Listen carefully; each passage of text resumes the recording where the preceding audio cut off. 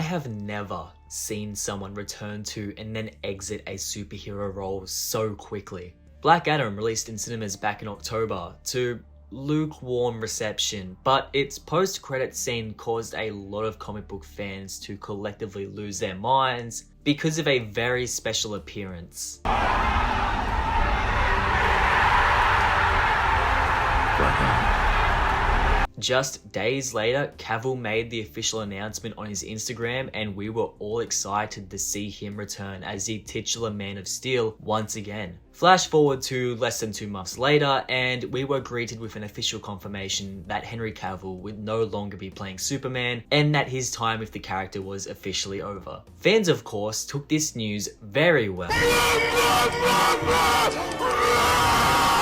Regardless of your opinion towards the situation, whatever love you might have or might not have for Superman, The Witcher, or Cavill himself, I think we can all agree that Warner Brothers and all the other parties involved in this mess displayed an incredible lack of foresight and planning by hiring and firing Cavill from multiple roles in such a short space of time. This video isn't a pity piece or a justice for Henry Cavill propaganda joint. The dude is thriving with or without Superman and Geralt. This is more so a look back at how a fan favorite depiction of a legacy character that has since become somewhat of a definitive portrayal of Superman was wasted and eventually destroyed by a studio's rushed and misguided attempts to build a cinematic universe that ultimately failed anyway.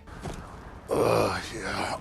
Oh, something is definitely bleeding. Cavill has had a long history with the character of Superman, but it goes even further back than Man of Steel. Cavill actually auditioned and was basically cast as Superman all the way back in 2004 for Superman Flyby, a Superman film that was written by J.J. Abrams and was to be directed by Mick G. Cavill did a screen test for the role, a picture of which can be found on the internet, although to my knowledge the full screen test has never seen the light of day. But as we all know, Superman Flyby never moved forward into production and was restructured into 2006's Superman Returns after Bryan Singer took over directing duties and casted Brandon Routh instead. When Warner Brothers were ready to reboot Superman once again in the 2010s, Cavill was apparently a frontrunner right from the start according to the studio, so much so that they didn't even let Cavill know straight away to try and avoid any potential leaks. It didn't take much more for Cavill to land the role according to Man of Steel director Zack Snyder. When casting for the role, Snyder asked Cavill to put on the original Superman suit worn by the OG legend Christopher Reeves for a screen test. Upon seeing Cavill in the suit, Snyder and the rest of the crew were silenced, and they all reached the final conclusion that, as the director put it, "Oh, he's Superman. That's what Superman looks like." And with that, in 2011, it was finally revealed that Henry Cavill would be the actor playing Superman in Zack Snyder's 2013 film Man of Steel. You will give the people of Earth an ideal to strive towards. Man of Steel's production went off without a hitch. In the current landscape of superhero films where every DC film production has a dagger hanging over it and the MCU is running wild, it's refreshing to read the production section of Man of Steel's Wikipedia page. Wikipedia? You're using Wikipedia as your source of information?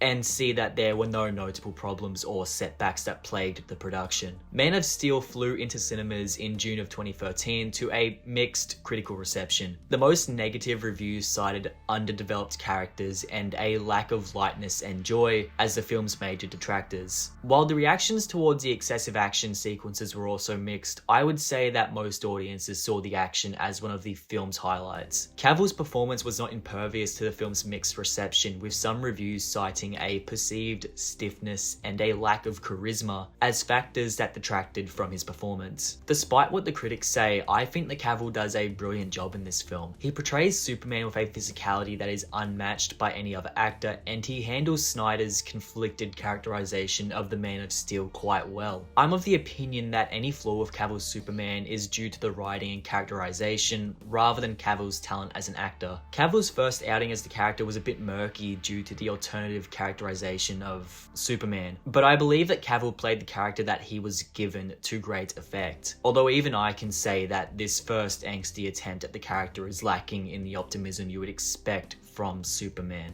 I think General Zod is still the best villain to be pitted opposite Cavill during his time as the Man of Steel, which I know isn't saying a lot, but Michael Shannon chews up the scenery in this movie, and the final fight between the two is gloriously chaotic. I would say that time has been kind to Man of Steel, with most fans nowadays praising Cavill's performance, the crazy action, and the incredible score from Hans Zimmer. Man of Steel is a personal favorite film of mine, and I can't help but be inspired by it whenever I watch it. While I wouldn't call it a traditional Superman movie, I like that it explores a flawed Superman rather than a perfect archetype. The visual effects are a treat, Snyder's direction is solid, and it has the cast to boot. It's probably also worth noting that while Amy Adams plays Lois Lane perfectly, the relationship between her and Superman in this universe is a pretty cardboard cutout film romance. It's not awful, it's just not really notable. Cavill made an impact with his Man of Steel performance, and his position with Superman was secured. While not a perfect adaptation of the character, Cavill rose to the occasion and created a Superman that was well and truly his own, and not a bad one at that. It was a solid start, but it was clear that there was some ways to go before this Superman really hit his prime. But hey, at least he didn't listen to his Earth dad and let all those kids on that bus die.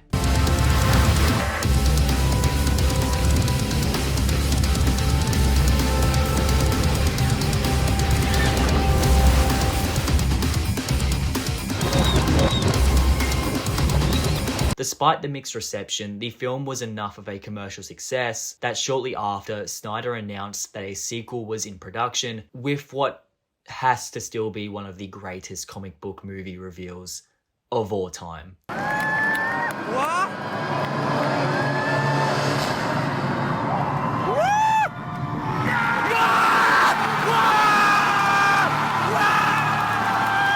Black. 2 sugars. What do you say? That's how I like my coffee. Okay. Ever hear of the Daily Planet? What? 'Cause I just bought it. If you want to keep your job, I expect a cup of that on my desk every morning from this day forward. Got it? Yeah. Know your fucking place, Smallville. Batman vs Superman was the next logical place to take Cavill's Superman. While it wasn't the smart choice, it was the logical choice considering that at this stage, WB wasn't interested in developing a solo Superman franchise, and instead switched gears to try and start rapidly catching up to the raging success of the interconnected MCU. The next film that Henry Cavill's Superman should have appeared in should have been Man of Steel 2. Instead, they rushed an underdeveloped and angsty character into battle with another underdeveloped and angsty character so they could see the box office blow up. We don't need to go through the story behind Zack Snyder's Batman v Superman: Dawn of Justice again, because frankly, it's already been talked to death. Critics and fans hated it, but it still made money because of the title's promise alone. The important question here is, how does Henry Cavill's Superman play within the wider film? Not very well?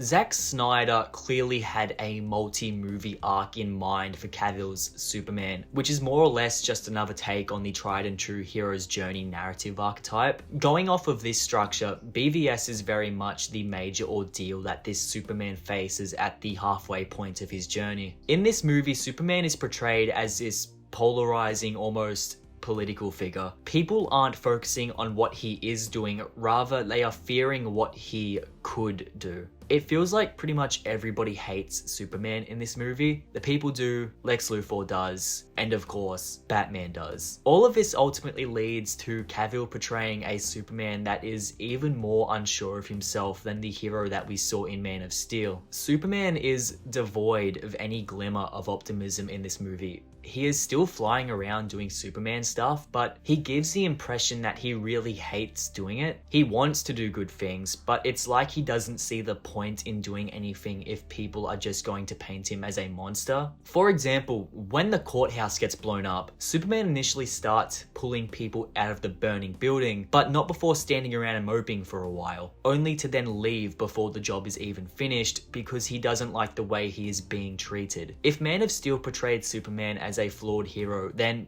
BVS portrays him as a confused one. It's like he spends the whole movie trying to figure out if he wants to be a hero or just fly into space so he doesn't have to care anymore. His characterization in this movie also means that when he finally gets to fight Ben Affleck's Batman in this movie, it's pretty underwhelming. The circumstances under which the characters fight feels really forced, and it's not as interesting when both heroes are extremely pessimistic. I mean, the fight itself is pretty cool, but there just isn't that much emotional weight behind it. Also, while I'm on the subject, the Superman action in this movie is really lackluster compared to Man of Steel. Batman gets all the cool action scenes in this movie, and Superman gets mediocre CGI slugfest. It's also bizarre when the otherworld or future version of Superman we see in the nightmare sequence that includes him punching a hole in Batman's chest is more emotionally consistent than the real one in the film. It's also worth mentioning that we finally get to spend some proper time with reporter Clark Kent in this movie, but honestly, Cavill's Clark Kent is just his Superman wearing glasses. There's no real change in his demeanor or attitude to help conceal his identity. It's just Superman without his suit. Once again, I don't blame Cavill. I think he does the best he can with a bizarre characterization and a weak script. Ultimately, he was a victim of Snyder's overall vision for each character of the eventual Justice League, which he describes here. It was an exercise in construction and deconstruction and construction. We were going to take the entire thing apart in BVS and to put the thing back together in Justice League, and then take it apart again and then put it back together again. That was kind of the way we saw the whole thing going.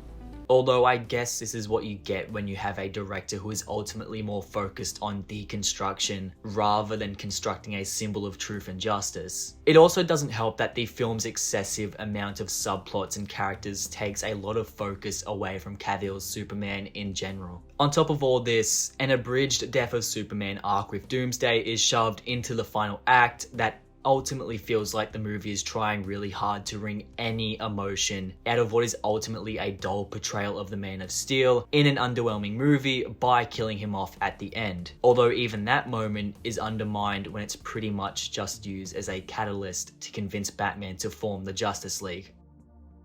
Oh, wait, no, god damn it! What about Wonder Woman? I mean, she doesn't have any real big weaknesses. Yeah, but I mean, come on, guys. She's a woman. How did the meeting go, Batman? I didn't even want to be in this stupid group anyway. Look, the original 2017 theatrical release of Justice League is a fine movie. It's watchable. But don't worry about all that because we are just here to talk about Superman and his upper lip. Again, I don't need to retell the absolute hell that was the production of this movie. Critics and fans were divided and this movie bombed hard at the box office. All this took a massive toll on Superman in this movie for obvious reasons, but despite all that, I think the Superman we see in this movie is a definite improvement over his demeanor in Batman vs Superman. Straight away, the opening scene of him talking to the kids with the iPhone, while super corny and awkwardly implemented, is very reminiscent of the traditional Superman that we've come to love and expect over the years, even shoving in a spiel about hope. Once we finally see him resurrected, again continuing the butchering of the Death of Superman story, he comes out lost and confused enough that he attacks the Justice League. Look man, I gotta say it. Despite this movie's major flaws, seeing Superman fight the Justice League in the cinema put a huge smile on my face, even if it was the most forced fight ever. Although the interaction that he has with Batman is super weird and I just don't like it. Tell me, do you bleed? He said it! He said it! After Lois shows up and convinces him to leave with her, the next time we see him, he gets to share a nice little moment with Lois and his mother. Again, very much a traditional Superman moment, before he flies off to eventually fight alongside the Justice League. He finally gets to fly around, speak about truth and justice, and he even ditches Steppenwolf in favor of actually saving people. It's also really nice to see him actually having fun while he's kicking ass. We even get the classic imagery of him revealing this Superman emblem from under his work clothes at the end of the movie. In essence, I think Justice League is the movie where Superman finally turns into the traditional hero from the comic books. He's optimistic, saving people, fighting bad guys, and he's having a fun time doing it. While this version of Justice League is a remarkably unremarkable movie, it at least gave Cavill the opportunity to play a more traditional and faithful version of Superman. Unbeknownst to audiences and even to Cavill himself, however, it would be the last time that Cavill would play the Man of Steel in a full feature-length film. Although Cavill's status as the Man of Steel would continue to hang in limbo for a number of years, during which time his character had a few minor appearances before he finally hung up the cape.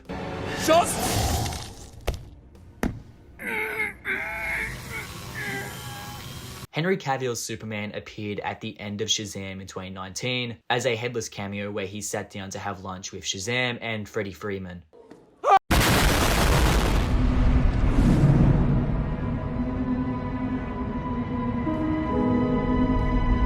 Although this one technically doesn't count because it wasn't actually Cavill in the suit. Instead, it was Zachary Levi's stunt double wearing Cavill's Superman suit. But it goes to show how at this point in time, we didn't even know if Henry Cavill was still Superman or not. Although there was a glimmer of hope in 2021 when Zack Snyder was finally able to release... And make no mistake, I will fucking kill you.